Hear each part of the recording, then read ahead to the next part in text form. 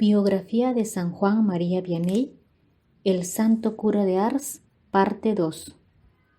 En el audio anterior comenté que Juan María Vianney tenía un deseo muy profundo de ser sacerdote, pero ya tenía 19 años de edad y apenas sabía leer y escribir.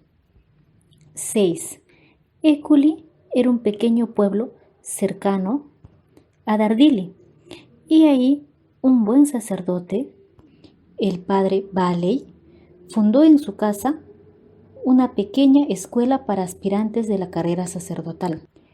Juan María fue con mucho entusiasmo junto a su mamá y a su hermana. Sin embargo, no fue aceptado, dado que el padre no contaba con el tiempo suficiente para enseñar a un aspirante a sacerdote que apenas supiera leer y escribir. Sin embargo, con la intervención de Dios, en su segunda entrevista fue admitido, dado que el padre Valley vio en Juan María un corazón bondadoso.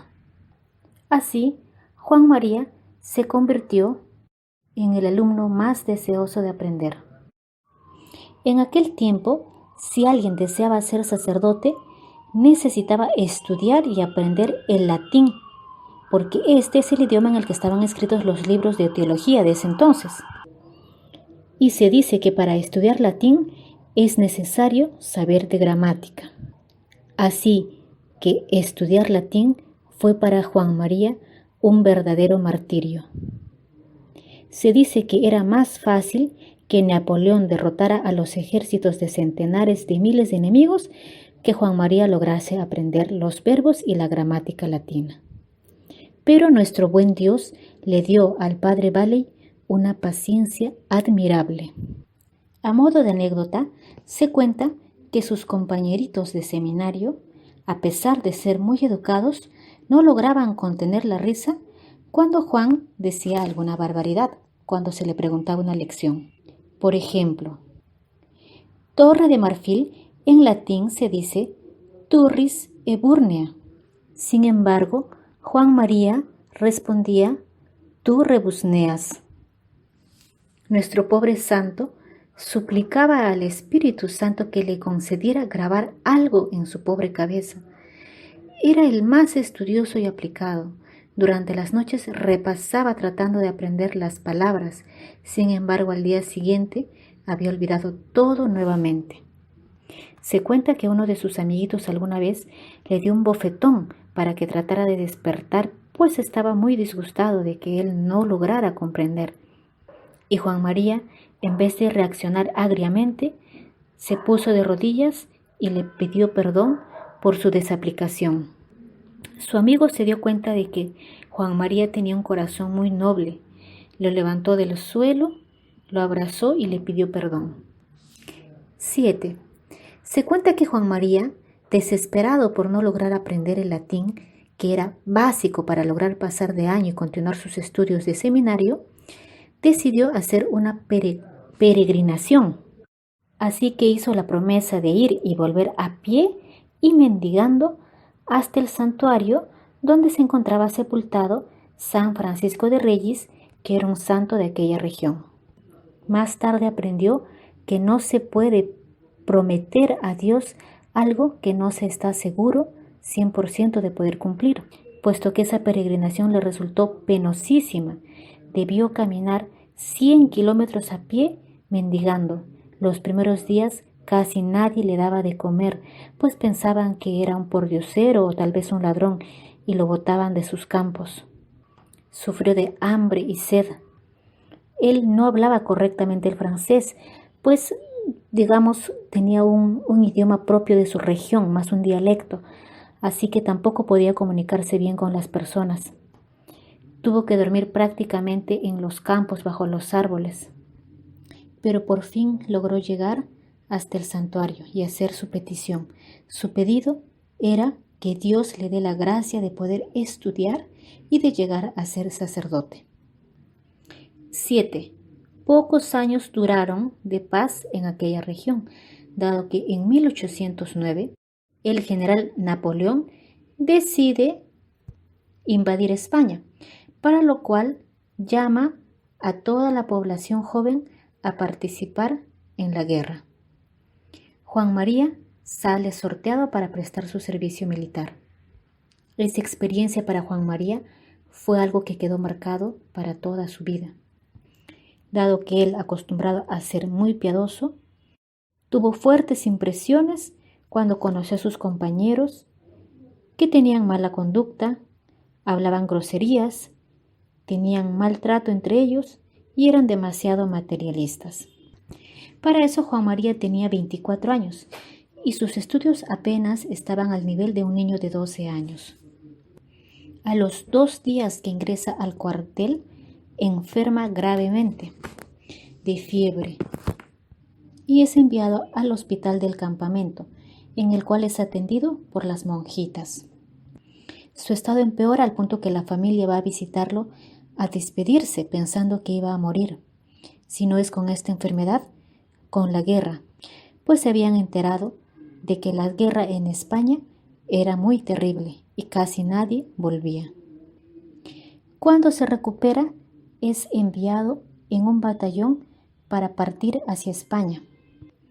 Era un 6 de enero. Juan María, antes de presentarse al batallón, decide pasar a la capilla a orar un momento, pues era fiesta de los Santos Reyes. Sin embargo, no se da cuenta del tiempo y cuando por fin va a presentarse, ya todos habían partido. Se presentó ante su capitán, pidió perdón y éste le mandó a pie a que se encontrara por los caminos con el batallón. Antes le recordó los terribles castigos que le esperaba a todo desertor. 8. Por supuesto, Juan María no deseaba ser soldado. Ya muchas personas le habían recomendado que desertara, puesto que su vida era para ser sacerdote y no soldado. Sin embargo, tenía que obedecer, sobre todo porque estaba en riesgo la vida de su familia si él desertaba. Así que durante el camino oraba mucho a Dios para que lo ayudara. Iba en busca de su batallón cuando de pronto, de madrugada, se encontró con un joven que decidió ofrecerse a ayudarlo. Este joven le dijo: «Sígame, que yo lo llevaré a donde debe ir». Así que Juan María lo siguió sin preguntarle siquiera quién era. El problema fue que al día siguiente se dio cuenta que esos lugares por donde estaba no era por donde debía ir, sino por el lugar contrario. De esa manera, sin querer, se terminó convirtiendo en prófugo. Aproximadamente 2 años vivió como desertor. Su familia no sabía nada de él, dónde estaba. Cambió de nombre. La gente de ese pueblo, aunque precavida, era muy generosa con los prófugos. La gente que escondía a un desertor del ejército tenía como pena 2 años de cárcel. Juan María estaba en un pueblito pequeño llamado Noes. Durante el primer mes, Juan María se escondía durante el día y solo salía de noche. Sus trabajos, normalmente de campo o de casa, los hacía también de noche, en casa de personas piadosas, que se arriesgaban a tenerlo. Cuentan vecinos de ese pueblo que los días domingo, cuando se anunciaba la hora de la consagración a través de las campanas de los templos, Juan María, desde lo lejos, en la casa donde estaba, se arrodillaba y adoraba al Señor con mucha devoción. Después de un tiempito, decidió ir a misa, aunque eso implicara que lo arrestaran y lo mataran, pues decía: «No quiero pasar a la eternidad sin haber asistido a muchas misas, y de ahora en adelante asistiré también los domingos a la misa parroquial». 9.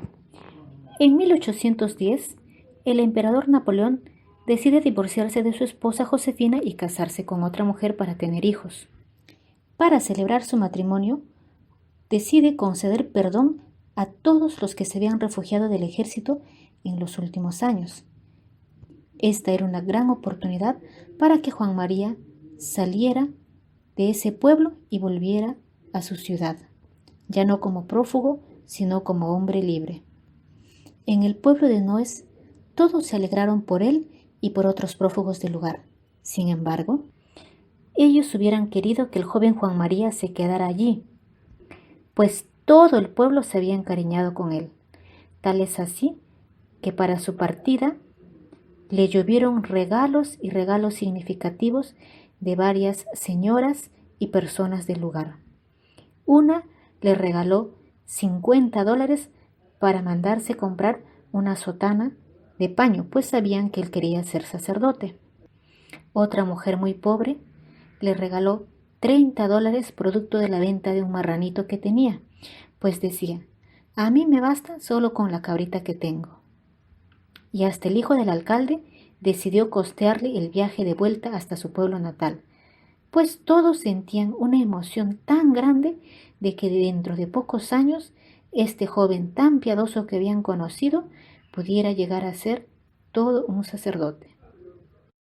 ¿Y qué sacerdote va a llegar a ser? Nada más y nada menos que el párroco más famoso del mundo. ¿Te está gustando la vida de este gran santo? En el siguiente audio te contaré cómo llegó a ser sacerdote.